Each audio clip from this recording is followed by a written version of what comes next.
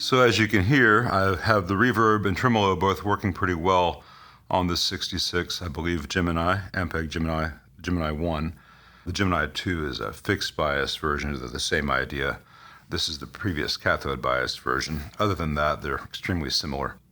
Two issues remaining. Well, I haven't checked out the speaker, which is the old 15-inch Jensen Alnico. The owner didn't report any issues, so hopefully that's fine. And I still have that broken section of insulation on the foot switch to address. But the real remaining issue, and it's up to the owner whether it really is an issue. Let me turn the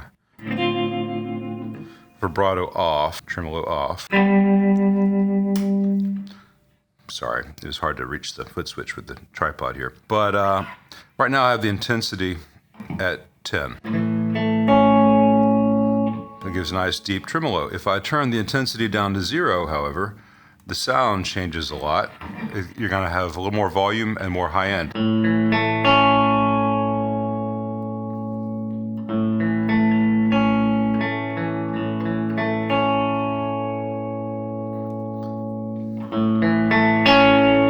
And while that difference is not as exaggerated on this Gemini as it was on the last Gemini 2 I had in here, it's still quite real. When this pot is turned counterclockwise, so no intensity, it gets about 17 ohms. Nominally it's supposed to be about 0 ohms, but pots are pots.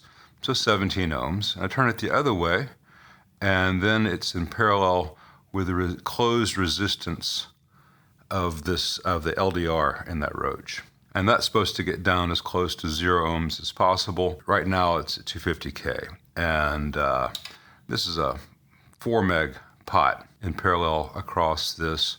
If this is going all the way closed, that'll be parallel against 0 or close to, and therefore you won't hear any level difference when the tremolo is off compared, no matter where the intensity is set.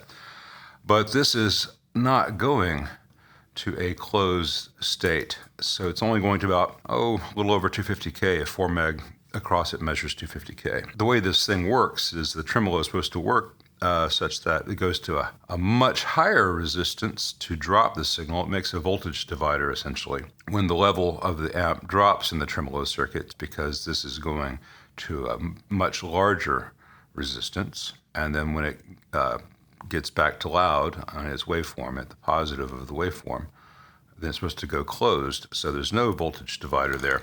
But, kind of backwards to how the Fender does it. In this case, however, it's not going as closed as it would be nice to have, which means that while it does sound quite nice, as I kick things around, it's a nice sound.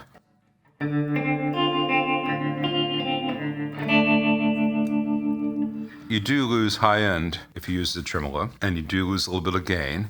And also, it means that the tremolo is not going to do its full percussion trick if you flip that switch.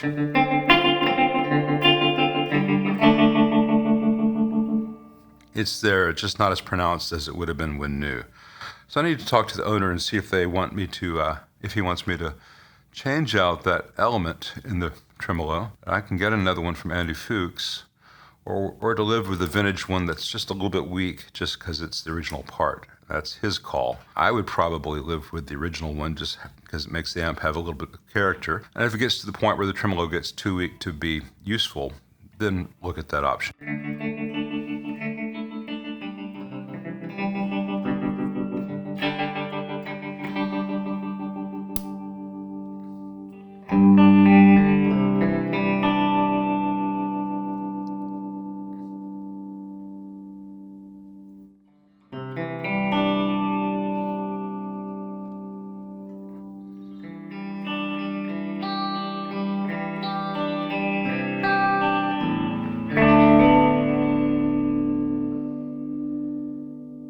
So it's not exactly sucking. Let me check out the speaker, see what I can do about that foot switch issue, and then I'll talk to the owner.